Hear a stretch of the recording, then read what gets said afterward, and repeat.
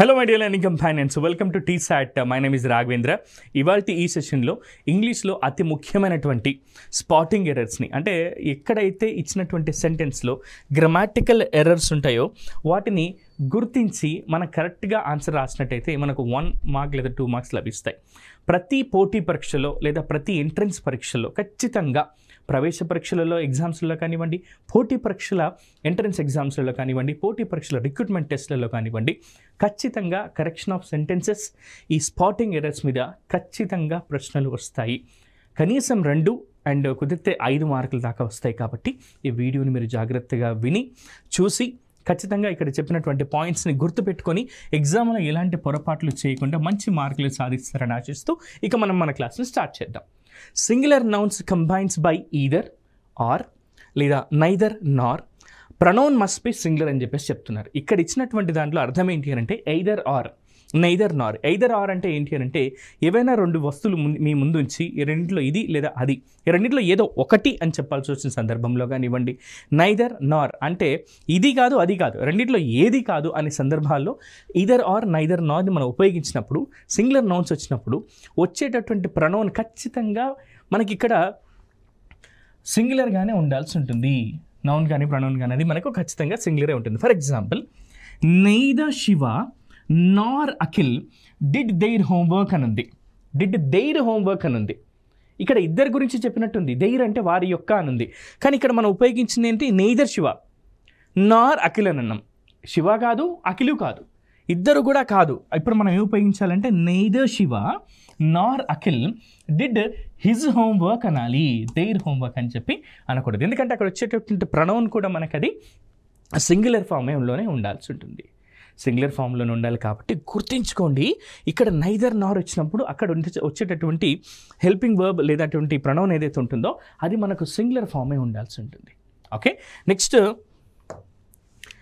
After let if a pronoun is used, after let if a pronoun is used, that pronoun must be in the objective case, not the subjective case.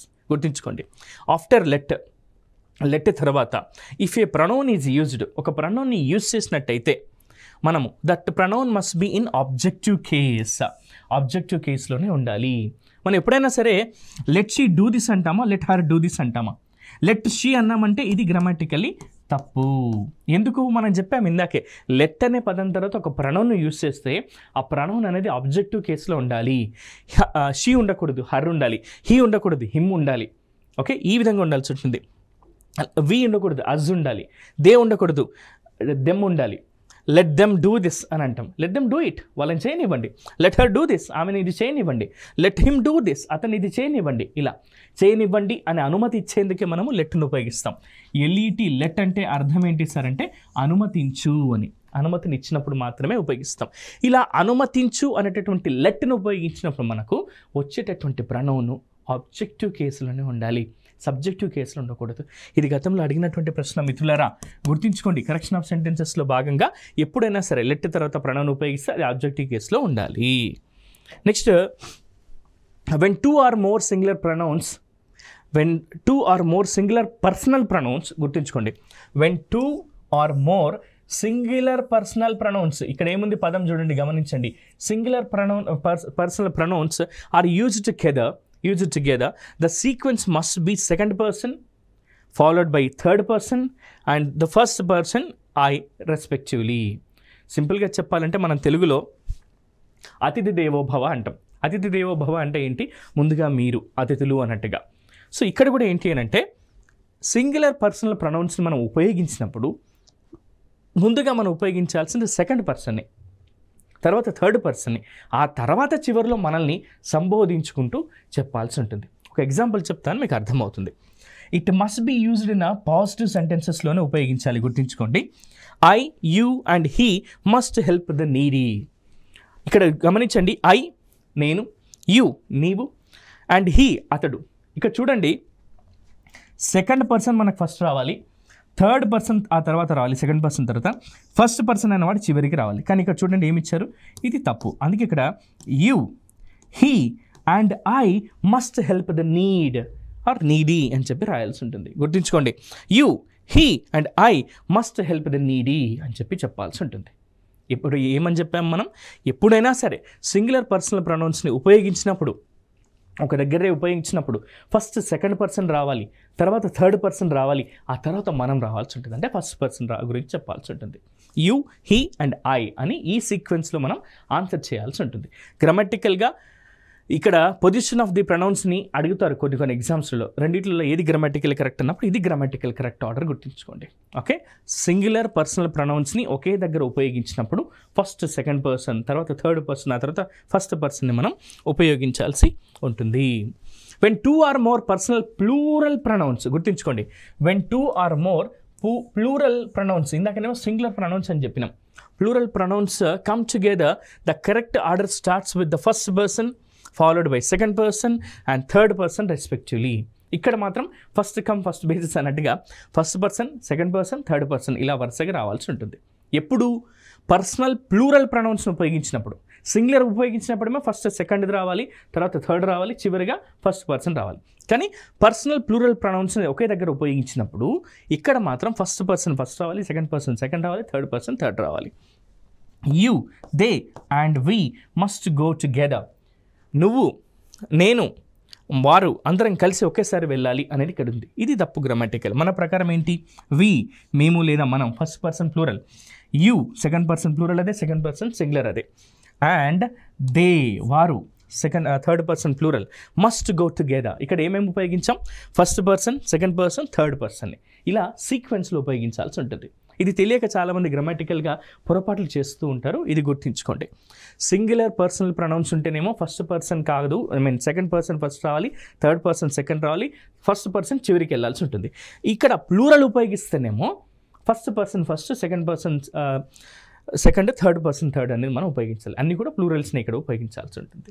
Okay, next, when two singular nouns are combined and refer to the same person or thing, the pronoun used must be singular ప్రొనౌన్నే ఉపయోగించాల్సి ఉంటుంది. For example, సింపుల్గా చెప్పాలంటే రెండు singular నౌన్స్ని ఉపయోగించినాం, కానీ ఆ రెండు కూడా ఒకటే వ్యక్తి గురించి మాట్లాడుతున్నట్టయితే, ఫర్ ఎగ్జాంపుల్ ఇక్కడ చూడండి, the captain and coach is motivating the players అంటాం. సార్ ఇదేంది, ఇక్కడ కెప్టెన్ ఉన్నాడు, ఇక్కడ కోచ్ ఉన్నాడు, ఇది ప్లూరల్ కదా మీరు అనుకోవచ్చు. ఇక్కడ అండ్ తర్వాత కోచే ఉంది చూడండి. The captain and coach, captain అతనే, కోచ్ అతడే, కాబట్టి సింగులర్ అక్కడ రావాల్సి ఉంటుంది. The captain and coach is motivating the players, ఇది correct order. Next, the hero and director is attending the party. ఏంటి సార్, హీరో వేరు కదా డైరెక్టర్ వేరు కదా అంటే అక్కడ అలా ఇవ్వలేదు. ద హీరో అండ్ డైరెక్టర్, ఆయననే హీరో, ఆయననే డైరెక్టర్, ఒకటే వ్యక్తి కాబట్టి ఈజ్ అటెండింగ్ ద పార్టీ అని చెప్పేసి ఇక్కడ మనం రాసాము, ఇది గుర్తుంచుకోండి. Next, when two singular nouns are combined using and, the pronoun used must be plural. గమనించండి, టూ సింగులర్ నౌన్స్ని ఉపయోగించినప్పుడు అండ్ అనేటటువంటి కంజంక్షన్ని ఉపయోగించి రాసినప్పుడు వచ్చేటటువంటి ప్రొనౌన్ ఖచ్చితంగా ప్లూరల్గా ఉండాల్సి ఉంటుంది. The singer and the music director dash performing in this event అన్నప్పుడు ఆర్ అనేది రాయాలి. ఎందుకనంటే సింగర్ వేరు, మ్యూజిక్ డైరెక్టర్ వేరు, ఇలా ఇద్దరు వ్యక్తులు ఉన్నారు, వీళ్ళిద్దరూ కలిసి అటెండ్ అవుతున్నారు కాబట్టి ఆర్ అనేటటువంటి హెల్పింగ్ వర్బ్ని మనం యూస్ చేస్తాం. The singer and the music director are performing in this event. Singer గారు అంటే గాయకుడు మరియు సంగీత దర్శకుడు ఇద్దరు కూడా ఈ స్టేజ్ మీద ప్రదర్శించబోతున్నారు, పర్ఫామ్ చేయబోతున్నారు అన్నట్టుగా. The plumber and the electrician are working in the studio. ఈ స్టూడియోలో ప్లంబరు పనిచేస్తున్నాడు, ఎలక్ట్రీషియన్ పనిచేస్తున్నారు, ఇద్దరు పనిచేస్తున్నారు కాబట్టి ఆర్ అనేటటువంటి హెల్పింగ్ వర్బ్ని మనం యూస్ చేస్తాం. ఇక్కడ each of or none of తర్వాత ప్లూరల్ నౌన్ కానీ ప్రొనౌన్ కానీ వస్తే ఖచ్చితంగా సింగులర్ ప్రొనౌన్ లేదా హెల్పింగ్ వర్బ్ని మనం ఉపయోగించాల్సి ఉంటుంది. ఈచ్ ఆఫ్ లేదా నన్ ఆఫ్ అని వచ్చినప్పుడు మాత్రమే గుర్తుంచుకోండి. ఈచ్ ఆఫ్ లేదా నన్ ఆఫ్ అని వచ్చినప్పుడు ప్లూరల్ నౌన్స్ ఉంటే దాని పక్కన మనం తీసుకోవాల్సింది హెల్పింగ్ వర్బ్ కానీ ప్రొనౌన్ కానీ సింగులరే తీసుకోవాలి. ఫర్ ఎగ్జాంపుల్ చూడండి, each of the boys have participated in the game అని ఉంది.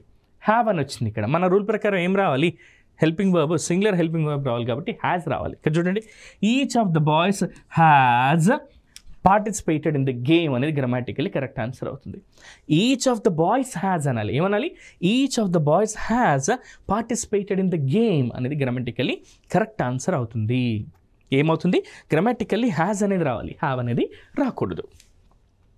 Next say, suggest, propose, speak, reply, explain, listen, right is always followed by to.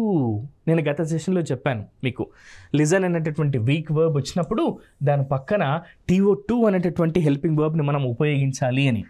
Say, suggest, propose, speak, reply, explain, listen, write ఇవి వచ్చినప్పుడు ఖచ్చితంగా TO2 అనేటటువంటి preposition మనం ఉపయోగించాల్సి ఉంటుంది. ఎందుకు అనంటే say, suggest, propose, speak, reply, explain, listen, write ఇవన్నీ కూడా ఏంటి అనంటే వీక్ వర్బ్స్ అంటాము. సో ఇక్కడ మనకు చెప్పినటువంటి వాటిలో లిజన్, రైట్, సో ఇక్కడ ఉన్నటువంటివి ఇవి ఖచ్చితంగా always followed by to, TO2 అనేటువంటి దాంతో మనకు ఫాలో అవుతూ ఉంటాయి. ఆ suggest you take some rest అని ఇక్కడ టు అనేది లేదు కాబట్టి ఇది గ్రామాటికల్లీ తప్పు. ఆ suggest you to take some rest, నేను నీకు సలహా ఇస్తున్నాను, కాస్త విశ్రాంతి తీసుకో అని చెప్పి నేను నీకు సలహా ఇస్తున్నాను. ఇక్కడ TO2 అనేది రాయాల్సి ఉంటుంది ఖచ్చితంగా. Next no preposition is used after today, yesterday and tomorrow. ఎప్పుడైనా సరే టుడే తర్వాత ప్రిపోజిషన్ టుమారో తర్వాత, ఎస్టర్డే తర్వాత మనం ప్రిపోజిషన్స్ని యూజ్ చేయకూడదు. ఎందుకనంటే వి మెట్ హర్ ఆన్ ఎస్టర్డే అంటామా, అన్నాం కదా, వి మెట్ హర్ ఎస్టర్డే, అంతే, వి మెట్ హర్ ఎస్టర్డే, నిన్న ఆమెను కలిసాం మేము, అంతే. అంతేకాని వి మెట్ హర్ ఆన్ ఎస్టర్డే అంటామా. ఒకవేళ ఆన్ రావాలి అంటే అక్కడ సండేనో మండేనో ఇలా డేస్ రావాల్సి ఉంటుంది. We met her on Sunday, I think, నాకు తెలిసి ఆమెను సండే రోజున కలిసామంటాం, ఆన్ సండే అప్పుడు కరెక్ట్ అవుతుంది. కానీ ఎస్టర్డే ముందు, టుమారో ముందు, టుడే ముందు ఎప్పుడు కూడా మనకు ప్రిపోజిషన్ యూజ్ చేయరాదు. Okay, next verb used after, about, after, at, before, for, in, on must be in V1 plus ing form. ఎప్పుడైనా సరే ఆఫ్టర్ అనేది వచ్చిన తర్వాత, లేదంటే about, after, at, before, for, in అనేవి వచ్చిన తర్వాత వాటి తర్వాత ఖచ్చితంగా ఏం రావాలి మనకు, గుర్తుంచుకోండి, ఇంగ్ ఫామ్ అనేది రావాల్సి ఉంటుంది. After leaving, about leaving, at leaving, before leaving, for leaving, in leaving, on leaving, so ఇలాంటివి వస్తుందన్నమాట. కొన్ని ఎగ్జాంపుల్స్ మీకు అలా రావాలని చెప్తున్నాను. She will meet her friends before leave for Germany అనుంది. She will meet her friends before leave for Germany అనుంది. ఇక్కడ బిఫోర్ అనే పదం తర్వాత ఏం రావాలి, V1 ప్లస్ ఇంగ్ రావాలి, లీవ్ అనేది రాకూడదు. అందుకే she will meet her friends before leaving for Germany. జర్మనీకి వెళ్ళబోయే ముందు ఆమె తన స్నేహితురాలను కలిసి వెళ్తుంది అన్నట్టుగా. She will meet her friends before leaving for Germany. జర్మనీకి ప్రయాణించడానికంటే ముందు, జర్మనీకి వెళ్ళబోయే ముందు ఆమె తన స్నేహితులను కలుస్తుంది అని. ఓకే, నెక్స్ట్ ఆల్దో మరియు ఈవెన్ దో. ఏంటి సార్ ఈ ఆల్దో ఈవెన్ దో అంటే, ఆల్దో మరియు ఈవెన్ దో అనేవి ఎప్పుడైనా సరే అయినప్పటికీ లేదా అయినా అనే మీనింగ్లో ఉపయోగిస్తాం. అంటే ఒక పని అయినా ఆ పనికి సంబంధించిన ఇంకొక పని కాలేదు అని చెప్పవలసినప్పుడు ఈ ఆల్దో, ఈవెన్ దో అనేటటువంటి పదాలను ఉపయోగిస్తాం. ALTHOUH దీన్ని ఆల్దో అంటాము. EVENTHOUGH ఈ రెండు వేరు పదాలు. వీటిని ఈవెన్ దో అని అంటాం. ఈవెన్ దో, ఆల్దో అంటే అయినా, అయినప్పటికీ. సో ఇలాంటి మీనింగ్లో మనం తెలుగులో ఉపయోగిస్తాం. కొన్ని ఎగ్జాంపుల్స్ చెప్తాను, you will get an idea. Although he's poor in wealth, he's rich in culture. మనం పాత సినిమాలలో చూస్తూ ఉంటాం, మేము పేరుకు మాత్రమే పేదవాళ్ళం కావచ్చు, మా గుణంలో మహారాజులం అని అంటూ ఉంటారు. సో ఆ డైలాగ్ ఇక్కడ ఎగ్జాక్ట్గా మనకి యాప్ట్గా సూట్ అవుతుంది. ఎలా అంటే ఆల్దో, అయినా, హీస్ పూర్ ఇన్ వెల్త్, ధనంలో ఆయన పేదవాడు అయినప్పటికీ గుణంలో గొప్పవాడు అన్న మీనింగ్లో వాడతాం. గుణంలో ఇక్కడ చూడండి, ధనంలో అతడు పేదవాడు అయినప్పటికీ ఆల్దో అంటున్నాం. హీఈస్ రిచ్ ఇన్ కల్చర్, అతను గుణంలో గొప్పవాడు, సంస్కృతిలో తన సాంప్రదాయాలు పాటించడంలో గొప్పవాడు అన్న మీనింగ్లో వాడతాం ఇక్కడ. So he is poor in wealth, he is rich in culture, ఈ రెండింటిని కలపడానికి ఇక్కడ ఆల్దో అనేటువంటి పదాన్ని ఉపయోగించాం. Although he is poor in wealth, he is rich in culture అంటాం. ఇంకొక ఎగ్జాంపుల్ చూద్దాం. Even though he studied well, he failed in the examination. Even though he studied well, అతను బాగా కష్టపడి చదివినప్పటికీ, ఏమంటున్నాం ఇక్కడ, చదివినప్పటికీ, అయినప్పటికీ, ఉన్నప్పటికీ, అయినా అనే మీనింగ్లో ఈవెన్ దో ఆల్ దోలను ఉపయోగిస్తున్నాం. Even though he studied well he failed in the examination. అతడు కష్టపడి చదివినప్పటికీ లేదా బాగా చదివినప్పటికీ అతను పరీక్షలో ఫెయిల్ అయ్యాడు అని చెప్పడానికి even though he studied well he failed in the examination అని చెప్పి చెప్తున్నాం. He didn't listen to me although I advised him a number of times. ఇక చూడండి, he didn't listen to me, listen తర్వాత ఏమొచ్చింది, CO2 వచ్చింది. He didn't listen to me, ఎన్నిసార్లు చెప్పినా వినలేదు, ఎన్నిసార్లు అతనికి సలహా ఇచ్చినా అతను తీసుకోలేదు, వినలేదు అని. He didn't listen to me although he didn't listen to me although I advised him a number of time. అతనికి ఎన్నోసార్లు సలహాలు ఇచ్చినప్పటికీ అతను నా మాట వినలేదు, పెడచోన పెట్టాడు అన్నట్టుగా చెప్తున్నాం ఇక్కడ. He didn't listen to me although I advised him a number of times. ఎన్నోసార్లు అతడికి అడ్వైజ్ ఇచ్చినప్పటికీ, సలహా ఇచ్చినప్పటికీ అతను దాన్ని పాటించలేదు అనే మీనింగ్లో దీన్ని ఇక్కడ మనం యూజ్ చేస్తాం. ఇంకొకటి, I could not meet them even though they come for me. నా కోసం వాళ్ళు వచ్చినప్పటికీ నేను వాళ్ళని కలవలేకపోయాను. నేను ఇక్కడ కాలేజీలో క్లాసులు చెప్తున్నాను, నా కోసం వాళ్ళంతా కలవడానికి వచ్చారట, అయినా సరే నేను వాళ్ళని కలవలేకపోయాను. I couldn't meet them, నేను కలవలేకపోయాను. Even though they come for me, వాళ్ళు నా కోసం ఇక్కడి దాకా వచ్చినప్పటికీ నేను కలవలేకపోయాను. I couldn't meet them అంటున్నాం. నా కోసం ఇక్కడి దాకా వాళ్ళంతా వచ్చినప్పటికీ నేను కలవలేకపోయాను. వచ్చినప్పటికీ అన్నాం కదా, అందుకే ఈవెన్ దో అనేటటువంటి ఆ ఫ్రేజ్ని మనం ఇక్కడ యూజ్ చేసాం. Next, not only but also. Not only but also అంటే ఏంటి, మనం ఎప్పుడైనా 2 పనులను చేసినప్పుడు నేను ఈ పనిని చేశాను, ఇదే కాకుండా ఆ పని కూడా చేశాను అని చెప్పాల్సిన సందర్భంలో నాట్ ఓన్లీ బట్ ఆల్సోని మనం ఉపయోగిస్తాము. నాట్ ఓన్లీ బట్ ఆల్సో అనేటటువంటి ఈ కొరిలేటివ్ కంజంక్షన్స్ని మనం ఉపయోగిస్తాము. అయితే ఒక చిన్న ఇంపార్టెంట్ విషయం గుర్తుపెట్టుకోండి, 2 భాగాల్లో ఒకే భాషా భాగం, పార్ట్స్ ఆఫ్ స్పీచ్ అనేది ఒకటే ఉండాలి. దీని అర్థం ఏంటంటే, నాట్ ఓన్లీ తర్వాత ఒకవేళ వర్బ్ వస్తే బట్ ఆల్సో తర్వాత కూడా వర్బే రావాలి. 2 భాగాల్లో కూడా ఒకటే భాషా భాగం అంటే ఒకటే పార్ట్స్ ఆఫ్ స్పీచ్ ఉండాల్సి ఉంటుంది. ఎగ్జాంపుల్ చెప్తాను, you will get an idea. She has brought not only cakes but also cookies. ఆమె కేవలం కేక్స్ మాత్రమే కాదు, కుకీస్ కూడా తీసుకొచ్చింది. ఆమె ఇదే కాదు, అది కూడా చేసింది అన్నట్టుగా. ఈ పనినే కాదు, ఆ పనిని కూడా చేసింది. ఆమె కేక్స్ ఒకటే తేలేదు, కుకీస్ కూడా తీసుకొచ్చింది అని. అందుకే ఇక్కడ ఏం చెప్తున్నాం, she has brought not only cakes but also cookies అని చెప్పి చెప్తున్నాం. Next, I will not only purchase a mobile but also laptop. I will not only purchase a mobile, నేను ఒక మొబైల్ని మాత్రమే కాదు, ఒక మొబైల్ని కొంటాను, దాంతోపాటు ఇంకేం కొంటాను, ల్యాప్టాప్ కూడా కొంటున్నాను అన్నట్టుగా. I will not only purchase a mobile but also a laptop అని చెప్పి చెప్తున్నాం. Next, Ramesh not only speaks English but also Telugu. ఇక్కడ ఒక తప్పు ఉంది, పంక్చుయేషన్ మార్క్స్లలో ఎప్పుడైనా సరే భాషల పేర్లు మనం ఎక్కడ రాసినా సరే క్యాపిటల్ లెటర్లో ఉండాలి.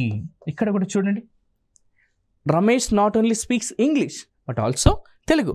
రమేష్ ఇంగ్లీష్లో మాట్లాడడం మాత్రమే కాదు, తెలుగులో కూడా మాట్లాడతాడు అని. సో అతను ఇది మాట్లాడతాడు, దాంతోపాటు అది కూడా మాట్లాడతాడు అని చెప్పాల్సి వచ్చినప్పుడు నాట్ ఓన్లీ బట్ ఆల్సో అనేటటువంటి దీన్ని మనం ఉపయోగిస్తాం. He not only works in Hyderabad but also in Kochi. అతను హైదరాబాద్లోనే కాదు, కొచ్చిలో కూడా పనిచేస్తాడు అని.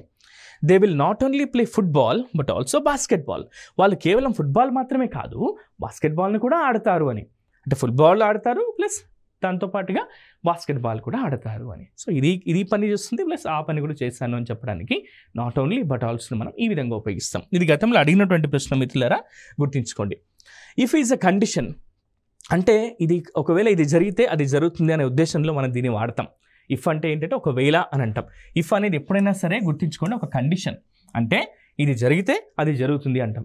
చిన్నప్పుడు అమ్మ మనల్ని షాప్కి వెళ్ళి ఏమైనా కొనుక్కురండి అని చెప్పగానే మనం ఏం చేస్తుంటాం, నాకు మరి చాక్లెట్కి డబ్బులు ఇస్తావా, అలా అయితేనే నేను షాప్కి వెళ్తా అంటాం కదా. ఇక్కడ కూడా అలాంటిది అనమాట, కండిషన్ ప్లస్ రిజల్ట్. కండిషన్ ఏంటి, నేను షాప్కి వెళ్ళాలంటే నువ్వు నాకు చాక్లెట్కి డబ్బులు ఇవ్వాలి, ఇది కండిషన్. రిజల్ట్ ఏంటి, నువ్వు నాకు డబ్బులు ఇస్తే నేను షాప్కి వెళ్ళి నీకు కావాల్సిన గ్రాసరీస్ అన్ని తీసుకొని వస్తా.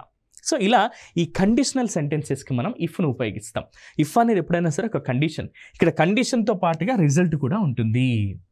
అంటే ఇది జరిగితే అది జరుగుతుంది అనే ఉద్దేశంలో ఇఫ్ అనేటటువంటి దాన్ని మనం ఉపయోగిస్తాం. For example, if it rains I will take the umbrella. ఒకవేళ వర్షం పడితే నేను గొడుగు తీసుకుంటా. గొడుగు తీసుకెళ్తా అని. చూడండి కండిషన్ చూడండి, ఇఫ్ ఇట్ రైన్స్, ఒకవేళ వర్షం పడితే I will take the umbrella, నేను అంబ్రెలాని తీసుకుంటాను అని. If it rains I will take the umbrella అని. సో ఈ విధంగా మనం కండిషనల్ సెంటెన్స్ కింద దీన్ని మనం యూస్ చేస్తాం. If you had worked harder you would have passed your exam. ఒకవేళ నువ్వు బాగా కష్టపడి చదివి ఉంటే, చాలామంది ఇంట్లో పెద్దలు తిడుతుంటారు, నువ్వు ఎప్పుడు చదివినా ఎప్పుడు ఫోన్లోనే మునిగిపోయి ఉంటావు, ఎడ చదివినావు అని అంటూ ఉంటారు కదా. ఆ విధంగా ఇక్కడ ఎగ్జాంపుల్లో కండిషనల్ సెంటెన్స్ కింద చూద్దాం.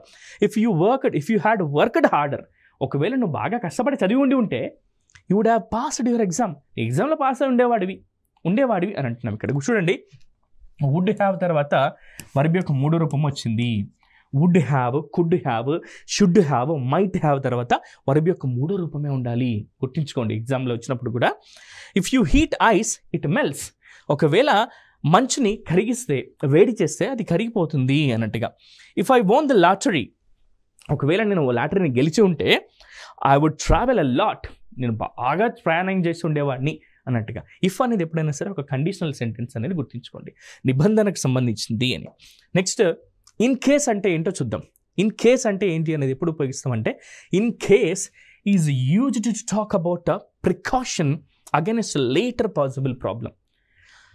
భవిష్యత్తులో జరగబోయే లేదా వచ్చే సమస్యను ఎదుర్కోవడానికి ఇన్ కేస్ అనేది అన్నిటిని ఉపయోగిస్తాం. అంటే ఆ సందర్భాన్ని చెప్పేందుకు మనం ఇన్ కేస్ను ఉపయోగిస్తాం. ఒకసారి కొన్ని ఎగ్జాంపుల్స్ చూద్దాం. Take an umbrella with you in case it rains, ఒకవేళ వర్షం పడితే నీతో పాటు ఒక గొడుగు తీసుకెళ్ళు అనడం వేరు. అక్కడ కండిషన్ ఏంది, ఇందాక ఇఫ్ చెప్పినప్పుడు ఒకవేళ వర్షం పడితే నేను గొడుగు తీసుకెళ్తాను. ఇక్కడ ఏమంటున్నాం, గొడుగు తీసుకెళ్ళు ఒకవేళ వర్షం పడితే అని ముందుగానే ఊహించి చెప్తున్నాం అనమాట. In case of an earth quake we should leave the building immediately, ఒకవేళ ఇక్కడ భూకంపం సంభవిస్తే we should leave the building immediately, ఈ బిల్డింగ్ని మనం తక్షణమే వదిలిపెట్టి వెళ్ళాలి అని. You should call the fire department in case of fire, ఒకవేళ మంటలు చెలరేగితే నువ్వు ఫైర్ డిపార్ట్మెంట్కి కాల్ చేయాలి అని చెప్పేసి ఉంది. సో ఈ విధంగా ఇన్ కేస్ అనే దాన్ని మనం ఉపయోగిస్తాం. All material nouns are treated singularly, గుర్తుపెట్టుకోండి అన్ని మెటీరియల్ నౌన్స్ని ఎప్పుడైనా సరే సింగులర్గానే మనం ఉపయోగించాల్సి ఉంటుంది. ఇక్కడ చూడండి, గోల్డ్ ఈజ్ ఎక్స్పెన్సివ్ అని అంటాం, అంతేగాని గోల్డ్ ఆర్ ఎక్స్పెన్సివ్ అని మనం. గోల్డ్ ఈజ్ ఎక్స్పెన్సివ్ అంటే ఖరీదైనది అని, బంగారం చాలా ఖరీదుగా ఉంది అన్నట్టుగా. Water is healthy, oxygen is important. ఇక్కడ చూసారా అన్నిటికీ ఈజీ ఉపయోగించింది మనం. Oxygen is, water is, gold is, ఎందుకంటే వీటిని ఎలా ట్రీట్ చేయాలి మనం, సింగులర్ నౌన్స్ కిందనే పరిగణించాల్సి ఉంటుంది. ఇవి మెటీరియల్ నౌన్స్ అయినా సరే వీటిని సింగులర్ నౌన్స్ కిందనే పరిగణిస్తున్నాం మనం.